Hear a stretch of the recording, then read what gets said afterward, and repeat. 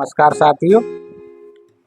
आज हम अपनी क्लास में मनोविज्ञान की परिभाषाएं प्रकरण का अध्ययन करने जा रहे हैं। और इस क्लास में अध्ययन करने से पूर्व हम अपनी पिछली क्लास का एक बार रिवीजन कर लेते हैं। और पिछली क्लास में आपको मनोविज्ञान की उत्पत्ति किस प्रकार हुई और मनोविज्ञान की विभिन्न भिन्न अवधारणाएं किस प्रकार से अपने विकास क्रम में आगे बढ़ी, यह अध्ययन करवाया था। तो आपको बताया कि आदि मानव के समक्ष दो समस्याएं थी। पहली आंधी तूफान की समस्या और दूसरी स्वप्न विश्लेषण की समस्या। आंधी तूफान की समस्या का विश्लेषण करने के परिणाम स्वरूप संपूर्ण दुनिया एवं देश में भिन्न भिन्न प्रकार के धार्मिक संप्रदायों का अथवा मतों का प्रादुर्भाव हुआ।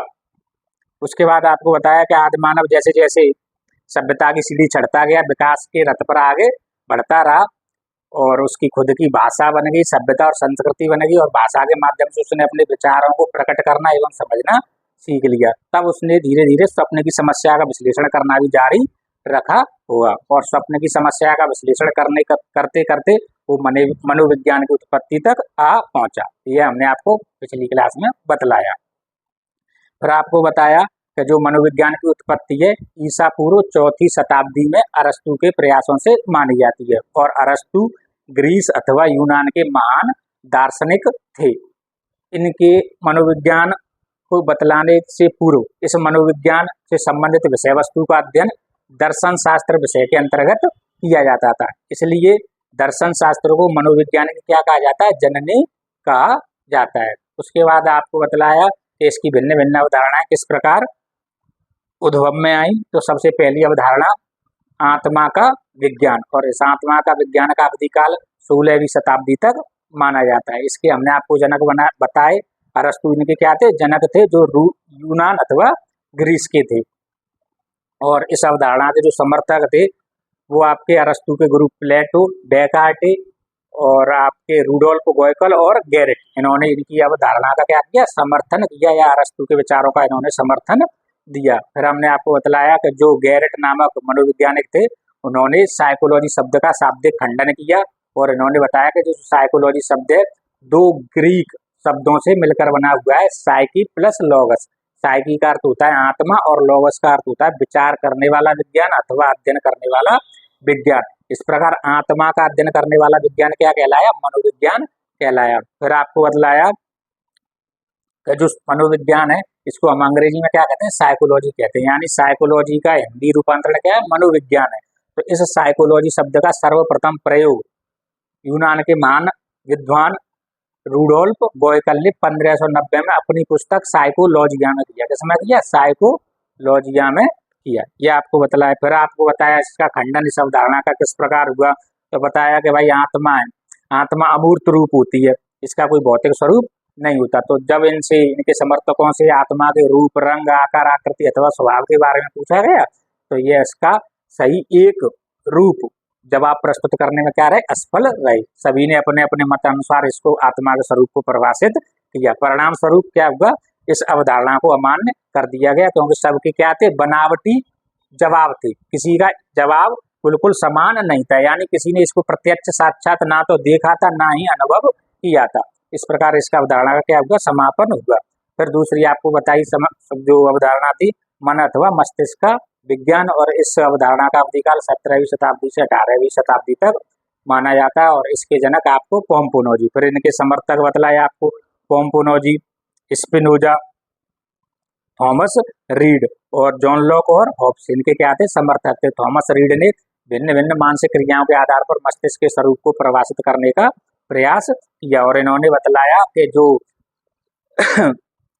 मस्तिष्क है, मन अथवा मस्तिष्क है, उसकी समस्त शक्तियां स्वतंत्र रूप से कार्य करती हैं। और यह मस्तिष्क अथवा मन है अनेकों शक्तियों से मिलकर बना हुआ है और इनकी समस्त शक्तियां स्वतंत्र रूप से क्या करती हैं? कार्य करती हैं। अब इनकी भी आलोचना हुई। इनसे जब प्रश्न पूछा गया कि भाई आत्मा की भांति मन का भी कोई भौतिक स्वरूप नहीं है, तो जब इनसे पूछा गया कि मन का जो भौतिक स्वरूप नहीं है तो इसका भी आप बताओ, रूप, रंग, आकार, आकृति अथवा स्वभाव किस प्रकार का है, तो इसका भी यह सटीक तरीके से जवाब नहीं दे पाए। यानी ये मन को अच्छी तरीके से इनके समर्थक परिभाषित नहीं कर पाए, जिसके परिणाम स्वरूप क्या है, इस अवधारणा का भी क्या हुआ, खंडन हुआ। दूसरा उन्होंने इनसे तर्क किया आलोचकों ने कि भाई जो मन अथवा मस्तिष्क है, मस्तिष्क की विभिन्न शक्तियां हैं, वो स्वतंत्र रूप से कार्य नहीं करती बल्कि एकजुट होकर क्या करती हैं, कार्य निष्पादित करती हैं। इस प्रकार इस अवधारणा का भी क्या हुआ, खंडन हुआ। तीसरी अवधारणा आई फिर आपका चेतना का विज्ञान, और चेतना का विज्ञान अवधारणा का अवधिकाल 19वीं शताब्दी तक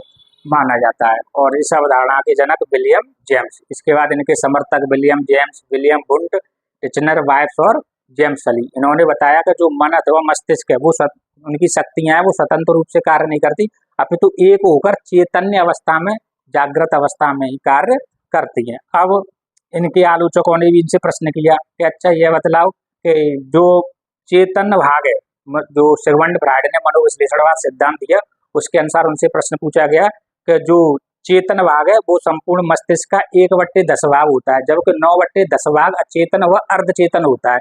तो अर्धचेतन व अचेतन स्थिति में यह आपका मन अथवा मस्तिष्क किस प्रकार की क्रियाएं करता है, तो इसका भी जवाब नहीं दे पाए। इसके अलावा विलियम मैकडूगल ने अपनी पुस्तक आउटलाइन साइकोलॉजी में भी चेतना का भी खंडन कर दिया। उसने बताया कौन चेतन, अचेतन और अर्धचेतन, यह मन अथवा मस्तिष्क की 3 दशाएं हैं। अब आप बता कह रहे हो कि केवल और केवल जो मस्तिष्क है वो चेतन अवस्था में कार्य करता है, तो ये अचेतन और अर्धचेतन क्या है, इनका भी ये जवाब सटीक नहीं दे पाए। परिणाम स्वरूप इसका क्या हुआ, खंडन हुआ।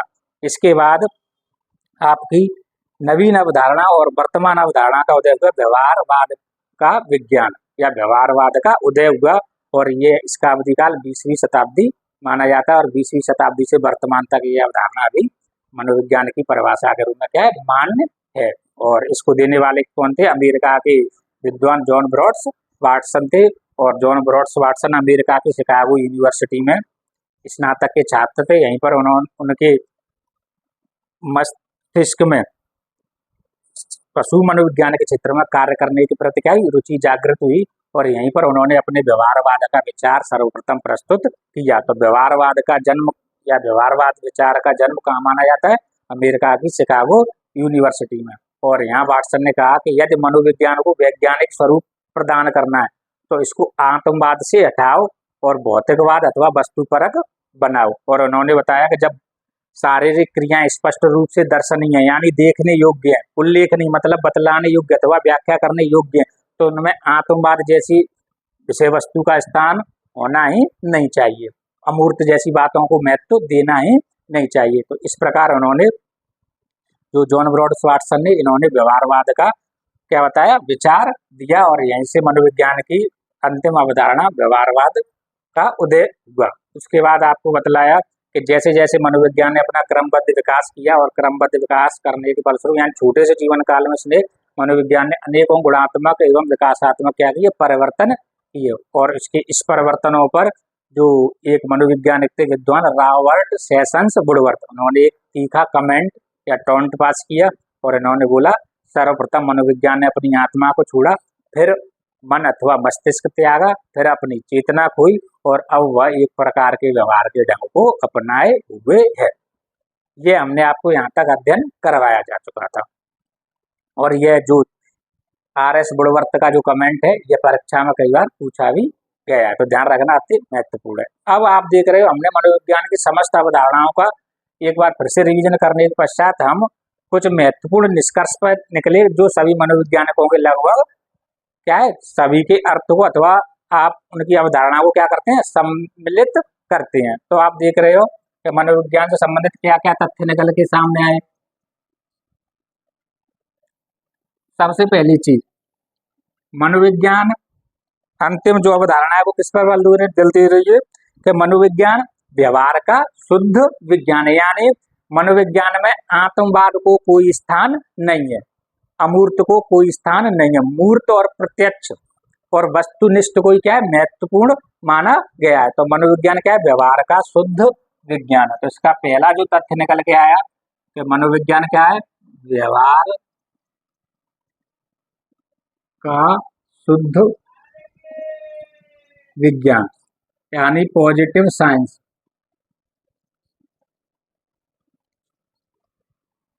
Positive science of behaviour.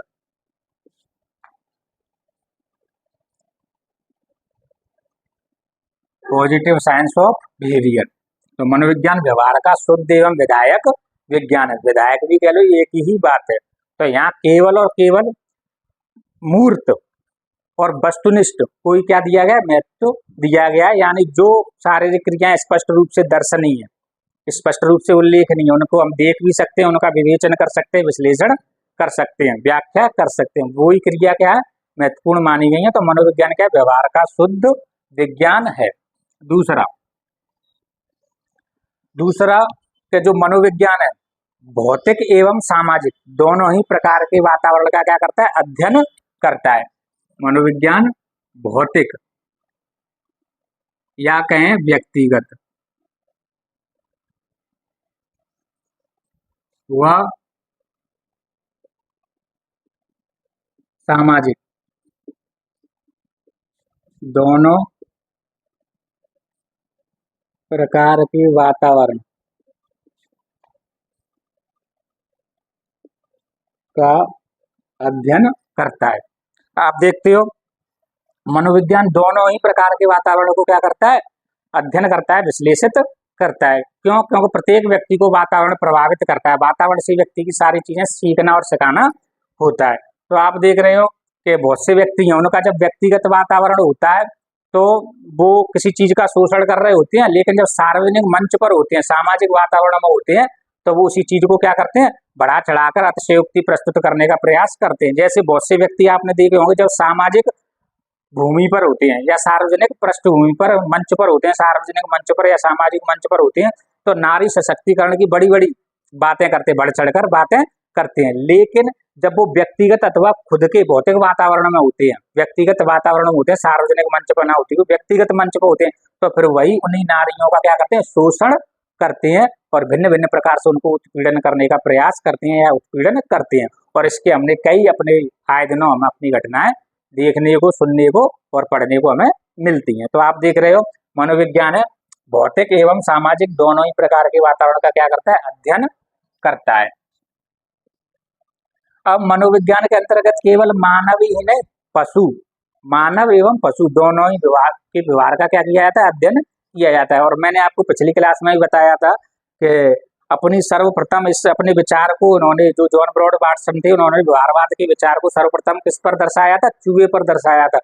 उन्होंने एक भूल भुलैया ली और भूल भुलैया में क्या लिया, चूहे को बंद कर दिया। चूहा बार बार उस भूल भुलैया से निकलने का, बाहर निकलने का क्या कर रहा था, प्रयास कर रहा था, लेकिन बार बार वो बंद रास्ते पर पहुंच जाता था। तो उसका जिस प्रकार का व्यवहार था उसको आप बाहर से स्पष्ट रूप से देख सकते हो, उसको व्याख्या कर सकते हो। और उसी प्रकार का व्यवहार यदि अन्य किसी जीव को भी अन्य किसी प्रकार की भूल भुलैया में फंसाते हो तो वो भी इसी प्रकार का व्यवहार दर्शा सकता है। तो उसको आप क्या कर सकते हो, एक्सप्लेन कर सकते हो। तो इसके आधार पर हमने आपको और भी एग्जाम्पल बताए थे। आपको हेरा फेरी पिक्चर में अक्षय कुमार जो कांच की भूल भुलैया में फंस जाता है, इसी प्रकार प्रेम रतन धन पायो पिक्चर में भी कांच की भूल भुलैया में क्या सलमान खान फंस जाते हैं। तो वो भी उनका भी व्यवहार ठीक उसी प्रकार का होता है जिस प्रकार का भूल भुलैया फंसे हुए चूहे का व्यवहार था। तो आप देख रहे हो कि जो मनोविज्ञान है मानव एवं पशु दोनों के व्यवहार का क्या करता है, अध्ययन करता है। मानव एवं पशु दोनों के व्यवहार का अध्ययन, यानी मनोविज्ञान क्या है, मानव एवं पशु दोनों के व्यवहार का क्या करता है, अध्ययन करता है। अगला, अब आप देख रहे हो जो मनोविज्ञान है व्यक्ति को मनोशारीरिक प्राणी मानता है, यानी व्यक्ति मन और शरीर से युक्त प्राणी होता है। तो मनोविज्ञान क्या मानता है, व्यक्ति को मनोशारीरिक प्राणी,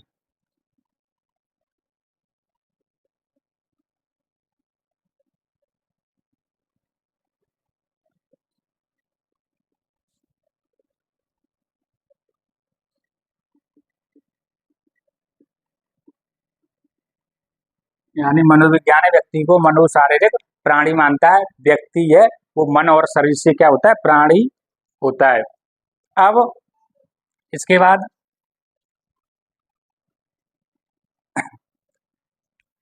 मनोविज्ञान वातावरण पर बहुत बल देता है। किस पर, वातावरण पर। और स्वाभाविक सी बात है, आप भी जानते हो हम जिस प्रकार के वातावरण में रहते हैं उसी प्रकार की भाषा शैली होती है, उसी प्रकार की हमारी सभ्यता होती है, उसी प्रकार की हमारी संस्कृति होती है, उसी प्रकार का हमारा आचार विचार और आचरण बनता जाता है। तो मनोविज्ञान क्या है, वातावरण पर बल देता है या वातावरण का अध्ययन करता है। और वातावरण व्यक्ति की ज्ञानेंद्रियों को क्या करता है, प्रभावित करता है। मनोविज्ञान क्या है, वातावरण का अध्ययन करता है। और ये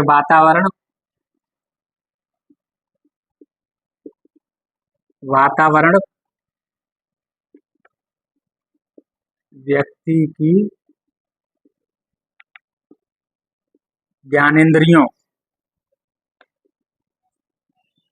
को प्रभावित करता है।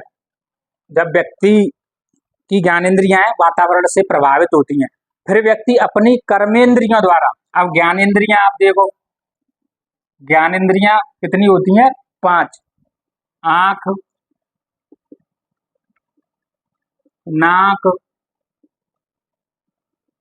कान, त्वचा और जीभ। तो वातावरण के द्वारा क्या है, ये मानव की, प्राणी की जो ज्ञानेंद्रियां हैं, आंख, कान, नाक, त्वचा और जीभ, ये क्या होती है, प्रभावित होती हैं। फिर प्राणी अपनी कर्मेंद्रियों द्वारा, बहुत महत्वपूर्ण ध्यान रखना, प्राणी अपनी कर्मेंद्रियों द्वारा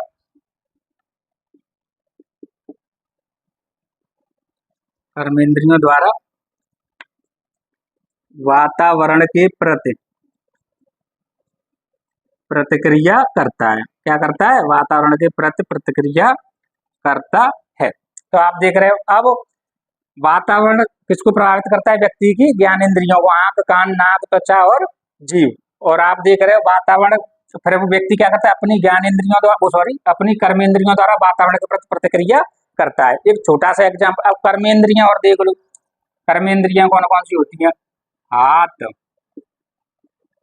पैर, मुंह, गुदा व लिंग, ये आपकी कर्मेंद्रियां होती हैं। प्राणी की कर्मेंद्रियां हाथ, पैर, मुंह, गुदा और लिंग, ये 5 कर्मेंद्रियां मानी जाती हैं। अब जैसे मैं एक एग्जांपल बताऊं, मैंने क्या बताया, वातावरण व्यक्ति की ज्ञानेंद्रियों को क्या करता है, प्रभावित करता है। जैसे बच्चे का जन्म हुआ और जन्म के साथ व्यक्ति अपनी ज्ञानेंद्रियों को भी लेके आ रहा है और कर्मेंद्रियों को भी साथ में लेके आ रहा है।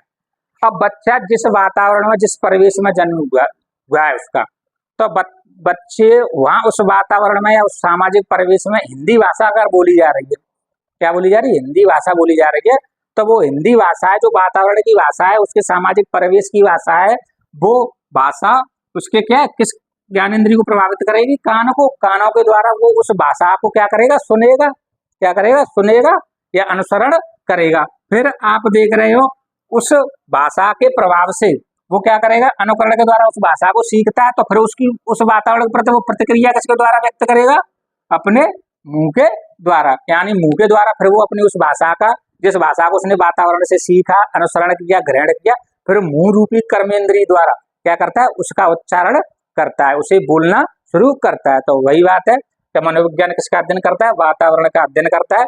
वातावरण व्यक्ति की ज्ञानेंद्रियों को क्या करता है, प्रभावित करता है। और फिर प्राणी अपनी कर्मेंद्रियों द्वारा, हाथ, पैर, मुंह, गुदा और लिंग, कर्मेंद्रियों द्वारा उस वातावरण के प्रति क्या करता है, प्रतिक्रिया व्यक्त करता है। अगला, अब मनोविज्ञान प्राणी की समस्त प्रकार की क्रियाओं का क्या करता है, अध्ययन करता है, चाहे उसकी ज्ञानात्मक क्रियाएं हो या भावनात्मक या संवेगात्मक क्रियाएं हो अथवा क्रियात्मक क्रियाएं हो। यानी मनोविज्ञान क्या है, प्राणी की समस्त क्रियाओं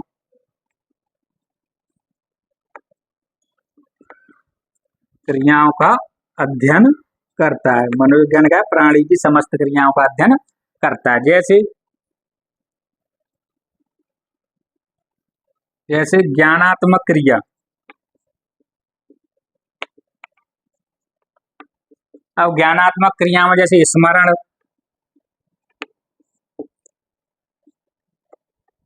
चिंतन, कल्पना,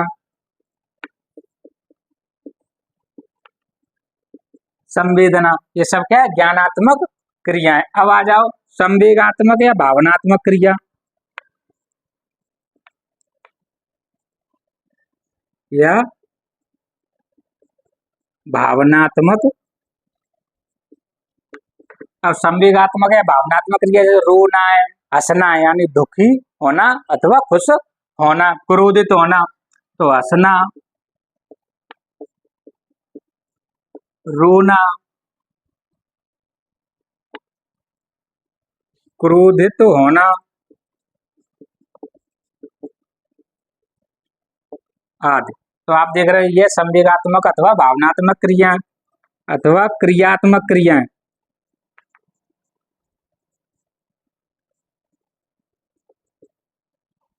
जैसे चलना, खेलना,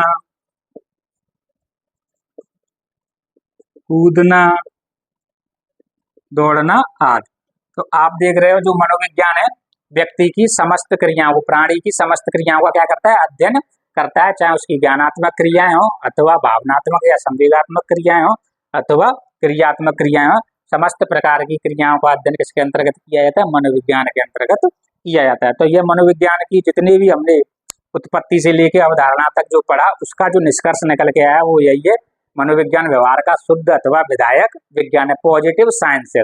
यानी इसको प्योरिटी व्यवहार पर ही क्या दिया गया, इसमें बल दिया गया है, अंतर दर्शन को अथवा आत्मा को अथवा अमूर्त को कोई भी स्थान नहीं दिया गया। जो प्रत्यक्ष रूप से दर्शनीय हो, देखने योग्य हो, अनुभव करने योग्य हो और व्याख्या अथवा समझाने योग्य हो, वही क्या है, मनोविज्ञान है।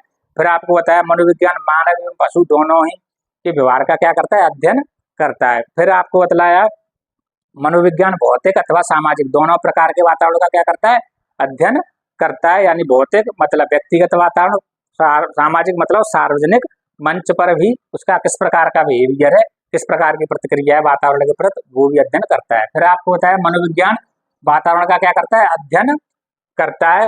और वातावरण व्यक्ति की ज्ञानेंद्रियों क्या करता है, प्रभावित करता है। और फिर व्यक्ति अपनी कर्मेंद्रियों द्वारा उस वातावरण के प्रति क्या करता है, प्रतिक्रिया करता है। आपको एग्जाम्पल भी बताया।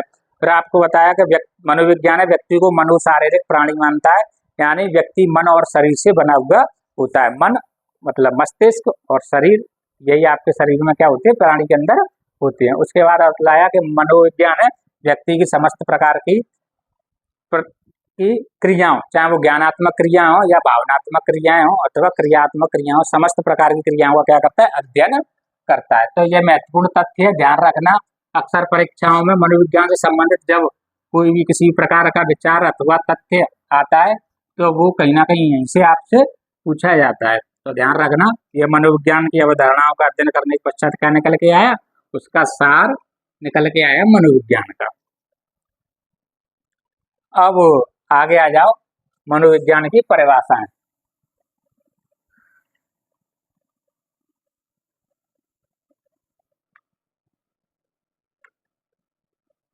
Definitions of psychology.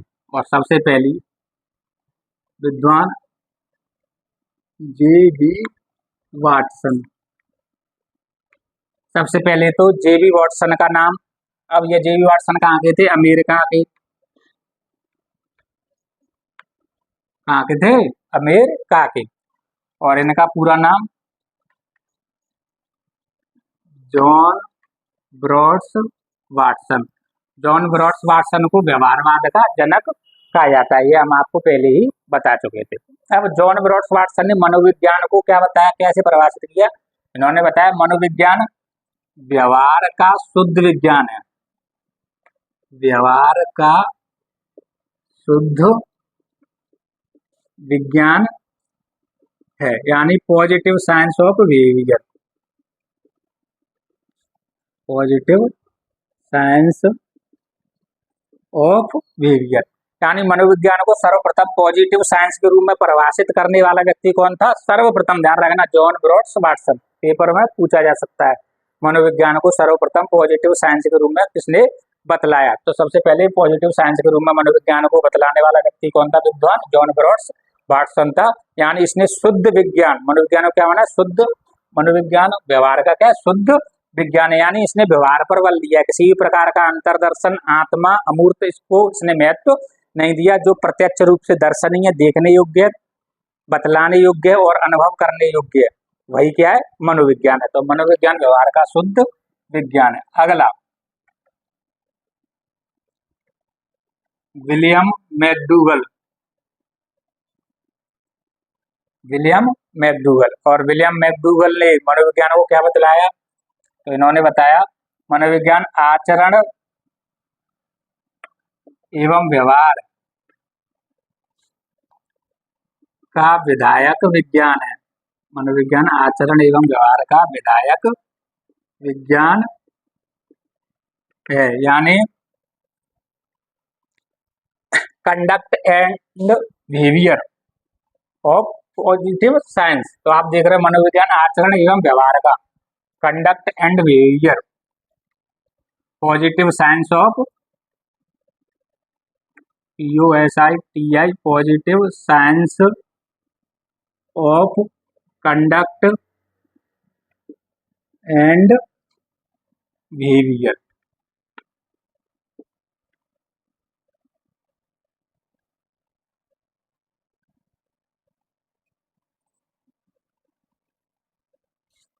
यानी विलियम मैकडूगल ने मनोविज्ञान को आचरण एवं व्यवहार का क्या माना है, विधायक विज्ञान माना है। आचरण क्या होता है, व्यक्ति का व्यक्तिगत होता है, और व्यवहार क्या होता है, उसका सामाजिक होता है। जैसे आचरण को मैं बतलाना चाहूंगा आपको, जैसे मैं सुबह उठ के प्रातः स्मरण करता हूँ और धरती माता के अपने चरण स्पर्श करता हूँ, और फिर उसके बाद मैं अपनी दैनिक गतिविधि से निवृत्त होकर स्नान करने जाता हूँ, और स्नान के बाद क्या है साहब, मैं पूजा पाठ करता हूँ और ईश्वर की भक्ति करता हूँ। ये मेरा व्यक्तिगत आचरण है, व्यक्तिगत कार्य है, व्यक्तिगत मेरी प्रवृत्ति है, तो ये मेरा आचरण कहलाएगा। अब मैं दिन भर भले ही पूजा पाठ कर रहा हूँ, तो यह मेरा व्यक्तिगत आचरण है, ना कि व्यवहार। अब व्यवहार क्या होता है, व्यवहार सामाजिक परिवेश से जुड़ा हुआ होता है।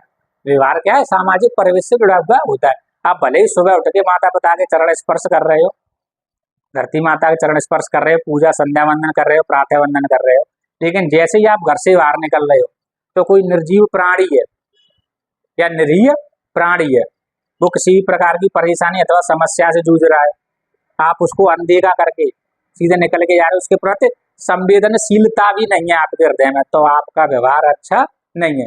या कोई द्वार पर कोई व्यक्ति आया हुआ है या कोई व्यक्ति बैठा हुआ किसी समस्या से, मान लो आपसे पानी मांग रहा है और पानी के लिए आपने क्या कर दिया, मना कर दिया, तो आपका व्यवहार अच्छा नहीं है। तो व्यवहार सामाजिक होता है, तो ध्यान रखना। इन्होंने क्या बताया, विलियम मैकडूगल ने, मनोविज्ञान व्यक्ति के आचरण एवं व्यवहार का क्या है, विधायक विज्ञान है, positive science of conduct and behaviour. और ये आचरण एवं व्यवहार का विधायक का अर्थ क्या होता है, यहाँ शुद्ध है, प्योर, यानी आचरण और व्यवहार का दोनों का क्या होगा, शुद्ध विज्ञान है। जो बात ऊपर थी वही नीचे है, बस शब्द अलग अलग रखे गए हैं। अब आ जाओ इसके बाद RS वुडवर्थ। RS Woodworth. अब RS का पूरा नाम मैंने आपको बताया, रॉबर्ट सेशंस वुडवर्थ। अब इसकी पीछे हम कमेंट पढ़ चुके थे, इन्होंने मनोविज्ञान के क्रमिक विकास पर क्या किया, कमेंट पास किया, और उन्होंने बोला, क्या बोला, मनोविज्ञान ने सर्वप्रथम अपनी आत्मा को छोड़ा, फिर मन अथवा मस्तिष्क को त्यागा, फिर अपनी चेतना खोई, और अब वह एक प्रकार के व्यवहार के ढंग को अपनाए हुए। बहुत अच्छा बोला इन्होंने, यथार्थ बोला। अब इन्होंने मनोविज्ञान को अपने आप शब्दों में परिभाषित किया। इन्होंने बताया मनोविज्ञान वातावरण के अनुसार व्यक्ति के व्यवहार का अध्ययन करता है। बहुत अच्छी बात बोली इन्होंने। मनोविज्ञान क्या है, वातावरण के अनुसार व्यक्ति के व्यवहार का क्या करता है, अध्ययन करता है। और वही बात हुई जो हम पहले तथ्य में पढ़ा के आए कि मनोविज्ञान क्या है, भौतिक एवं सामाजिक दोनों ही प्रकार के वातावरण क्या करता है, अध्ययन करता है। उसी को थोड़ा सा बदल के इनने बोला, वातावरण के अनुसार व्यक्ति के व्यवहार का अध्ययन करना क्या कहलाता है, मनोविज्ञान कहलाता है। अब आप देख रहे हो व्यक्ति का व्यवहार हमेशा एक जैसा नहीं रहता, समय काल परिस्थिति अथवा वातावरण के अनुसार उसका व्यवहार है हर पल बदलता रहता है। जैसे आपके पैर में कांटा चुभा, कांच चुभा, और जैसे ही आपके पैर में कांटा अथवा कांच चुभेगा तो आप अपने पैर को उसी कांच पर अथवा कांटे पर रखे रहोगे क्या, नहीं रखे रहोगे, तुरंत पैर ऑटोमेटिक ही क्या होगा, ऊपर जाएगा। तो कांच अथवा कांटा क्या है, स्वाभाविक उत्तेजक अथवा उद्दीपक है। और जैसे स्वाभाविक उद्दीपक अथवा उत्तेजक आपको मिला, और उत्तेजक मिलने पर तुरंत पैर का ऊपर उठना स्वाभाविक अनुक्रिया है। बात समझ गए ना। अब ये हर प्राणी में ऐसा ही है, हर प्राणी का व्यवहार इसी प्रकार क्या होगा, प्रदर्शित होगा, देखा जाएगा। लेकिन वातावरण यदि बदल दिया जाए, अब वातावरण बदल दिया जाए तो फिर वो स्वाभाविक उद्दीपक अथवा उत्तेजक के प्रति स्वाभाविक अनुक्रिया नहीं होगी। एग्जाम्पल आप याद करो, पिक्चर देखो आज एक, शोले सभी को याद है, और शोले पिक्चर में आप देखते हो बसंती सभी को याद होगी और जानते भी होंगे, पसंद भी होगी। तो आप देख रहे हो गब्बर सिंह के कब्जे में है बसंती का प्रेमी वीरू, और बसंती भी कब्जे में ले आया है, और बसंती से कह रहा है अब नाचो, आप क्या करो, नाचो, आपका नाच देखना चाहता हूँ, गब्बर कह रहा है। तो आप देख रहे हो बसंती से और एक शर्त कंडीशन रख दी जाती है कि जब तक तेरे पैर चलेंगे तब तक तेरे प्रेमी की सांसें चलेंगी। सेंस अर्थ बिल्कुल साफ है, तुम्हारे पैर रुके इधर प्रेमी की सांसें रुक जाएंगी, मार दिया जाएगा। अब स्वाभाविक सी बात है, उसे नाचना है कि रुकना है, नाचना है। अब वो क्या करते हैं कि नीचे भाई वो शराब की बोतलें फोड़ के और डाल देते, कांच चारों तरफ बिखरा हुआ होता है और कांच पर नाचती है। जबकि स्वाभाविक उद्दीपक के प्रति स्वाभाविक अनुक्रिया क्या है, पैर में कांच अथवा कांटे का चुभना स्वाभाविक उद्दीपक, और उसके तुरंत बाद पैर का ऊपर उठना स्वाभाविक अनुक्रिया। लेकिन उसमें क्या है, बसंती लगातार उन कांच पर नाच रही है, पैर बिल्कुल भी बंद नहीं कर रही है, ना तो नाचना बंद हो रहा है ना पैर उठाना शुरू हो रहा है। तो आप देख रहे हो स्वाभाविक उद्दीपक के प्रति स्वाभाविक अनुक्रिया क्यों नहीं हो रही है, वातावरण की वजह से नहीं हो रही है। वातावरण के परिवर्तित होने पर व्यक्ति का व्यवहार भी बदल गया। तो वातावरण के अनुसार व्यक्ति के व्यवहार का अध्ययन करना ही क्या है, मनोविज्ञान है। एक और एग्जाम्पल देखोगे, अब पिक्चर देखो घातक। अब पापा जी की पहले पिक्चर देख ली, अब बेटा की भी देखो। घातक में सनी देओल होते हैं। तो आप देख रहे हो जनरली प्रत्येक प्राणी का व्यवहार है वातावरण के अनुसार परिवर्तित कैसे होता है। इनमें इस पिक्चर में आप देखते हो कातिया होता है, और वो काशी के पिताजी को पकड़ लेता है और पकड़ के उनके गले में पट्टा डाल देता है। याद करो वो सीन, कुत्ते का पट्टा, और क्या कहता है, भौंक भौंक कुत्ते भौंक। अब वहां ऐसी सिचुएशन होती है कि उनका खुद का बेटा भी काशी भी क्या है, बंधा हुआ है, पकड़ा हुआ है गुंडों के द्वारा, और वो पिताजी को भौंकने के लिए बोला जा रहा है। तो उनके पिताजी क्या करते हैं, भौंकते हैं। जबकि आप भी जानते हो मानव भौंकता नहीं है, बोलता है, लेकिन वातावरण के अनुसार उनके व्यवहार में क्या होगा, परिवर्तन होगा। तो वातावरण के अनुसार व्यक्ति के व्यवहार का अध्ययन करना है क्या है, मनोविज्ञान है। मनोविज्ञान वातावरण के अनुसार व्यक्ति के व्यवहार का अध्ययन करता है। इसी प्रकार आप देखो फिर पिक्चर है एंड में, लास्ट में जब काशी उसको मारता है कातिया को, तो फिर वो भी उसके गले में क्या डालता है, कुत्ते का वही पट्टा डालता है, और फिर उससे बोलता है भौंक कातिया भौंक। अब भौंकता कौन है, कुत्ता, मानव बोलता है। लेकिन वातावरण के अनुसार क्योंकि उसे पता है नहीं भौंकूंगा तो मैं और पिटाई खाऊंगा या मारा जाऊंगा, तो वो भी भौंकता है। तो वातावरण के अनुसार व्यक्ति के व्यवहार का अध्ययन कौन करता है, मनोविज्ञान करता है। बात समझ में आई ना। अगला, अब अगली परिभाषा जेम्स ड्रेवर।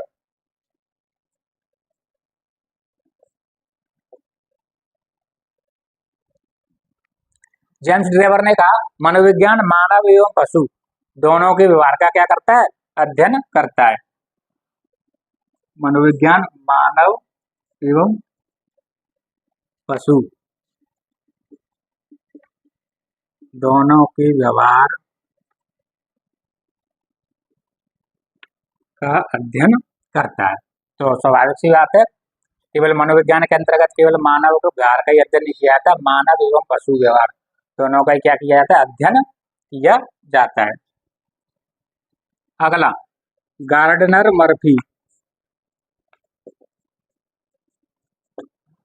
अब गार्डनर मर्फी ने क्या बोला, इसने भी बहुत अच्छी बात बतलाई। मनोविज्ञान है जीवित व्यक्तियों का वातावरण के प्रति प्रतिक्रियाओं का क्या करता है, अध्ययन करता है। स्वाभाविक सी बात है, बहुत अच्छी बात बोली है भाई। व्यवहार कौन दर्शाएगा, जीवित व्यक्ति दर्शाएगा, जीवित मानव हो अथवा पशु हो वही व्यवहार दर्शाएगा, मृत कभी व्यवहार नहीं दर्शा सकता है। तो गार्डनर मर्फी ने क्या बोला, मनोविज्ञान क्या है, जीवित व्यक्तियों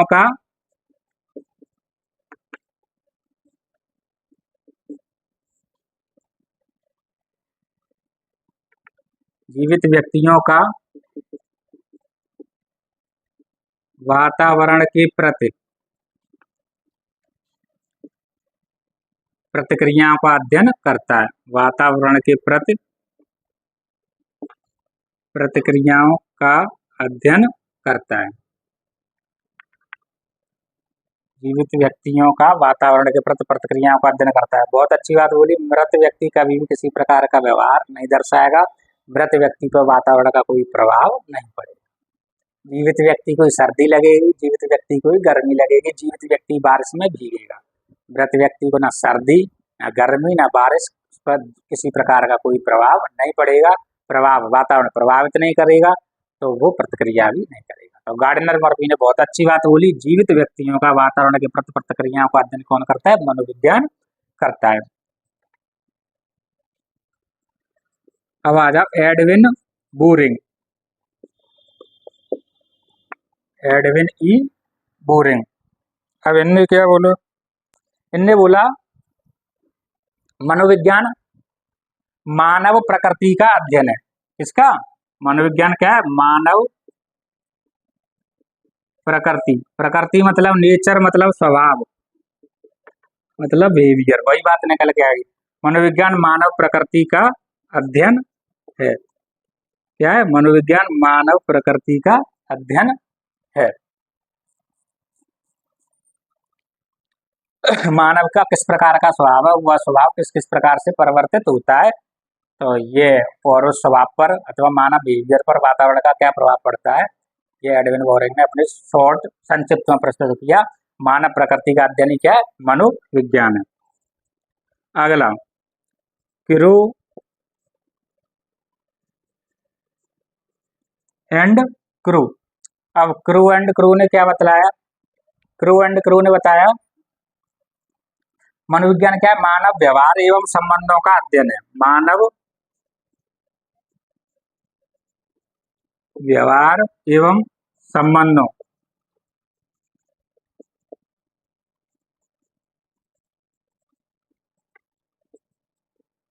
मनोविज्ञान क्या है, मानव व्यवहार एवं संबंधों का अध्ययन है। किसने बताया, क्रू एंड क्रू ने। और अंतिम B F Skinner. B F Skinner, और बी एफ स्किनर का पूरा नाम आपको बतलाया हमने कि बी एफ स्किनर का पूरा नाम होता है ब्यूरस फ्रेडरिक स्किनर। तो ब्यूरस फ्रेडरिक स्किनर, तो बी एफ ब्यूरस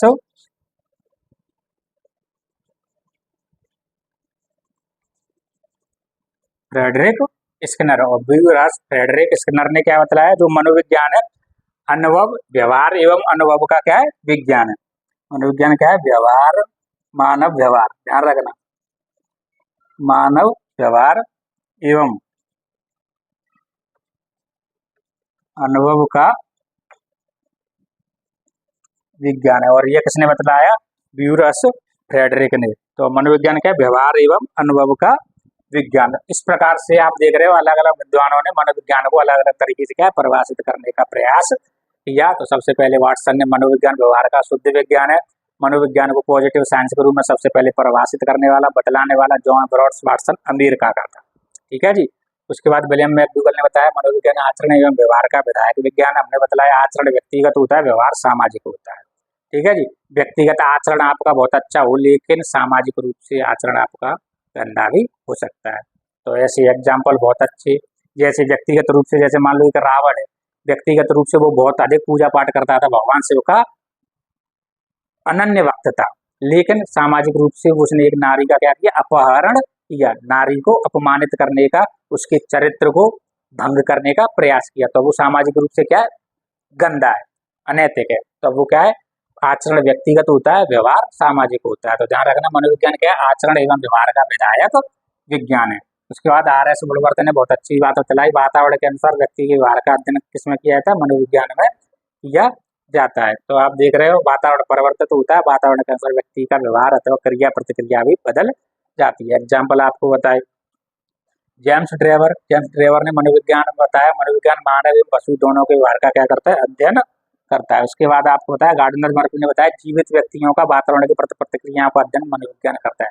और बिल्कुल सही बताया भाई, मृत व्यक्ति कोई किसी प्रकार का व्यवहार नहीं दर्शाया, किसी ने नहीं बोला मृत, केवल गार्डनर व्यक्ति ने बोला जीवित, किसी ने जीवित नहीं बतलाया। तो गार्डनर मर्फी ने बताया कि जीवित व्यक्तियों का वातावरण की प्रति प्रतिक्रियाओं का अध्ययन कौन करता है, मनोविज्ञान करता है। एडविन बोरेक ने बताया मनोविज्ञान क्या है, मानव प्रकृति का अध्ययन क्या है, मनोविज्ञान है। क्रू ने बतलाया मानव व्यवहार एवं संबंधों का अध्ययन क्या है, मनोविज्ञान है। मानव का व्यवहार क्या है और उसका अपने सामाजिक परिवेश के साथ संबंध किस प्रकार स्थापित होता है, किस प्रकार के उसके संबंध, उनका अध्ययन करना है क्या, मनोविज्ञान है। BF स्किनर, ब्यूरस फ्रेडरिक स्किनर, मानव व्यवहार एवं अनुभव का क्या विज्ञान है। मानव व्यवहार करता है और अपने वातावरण पर व्यवहार दर्शाता है, प्रतिक्रिया दर्शाता है, और अपनी प्रतिक्रियाओं के फलस्वरूप धीरे धीरे क्या है, अनुभव भी ग्रहण करता जाता है, और भविष्य में फिर उसके उसी प्रकार के वातावरण के प्रति विशेष प्रकार की प्रतिक्रिया व्यक्त करना भी वो सीख जाता है। इस प्रकार हमने मनोविज्ञान की समस्त परिभाषाएं जो महत्वपूर्ण है परीक्षा की दृष्टि से उनका क्या किया, अध्ययन किया है। यदि आपको हमारी क्लास अच्छी लगी हो तो प्लीज़ हमें लाइक करो, शेयर करो, कमेंट करो यदि किसी प्रकार की समस्या है तो, और हमारे चैनल को अधिक से अधिक सब्सक्राइब करो और अधिक से अधिक शिक्षक भर्ती से जुड़ी हुई विद्यार्थियों तक पहुंचाने का प्रयास करो। धन्यवाद।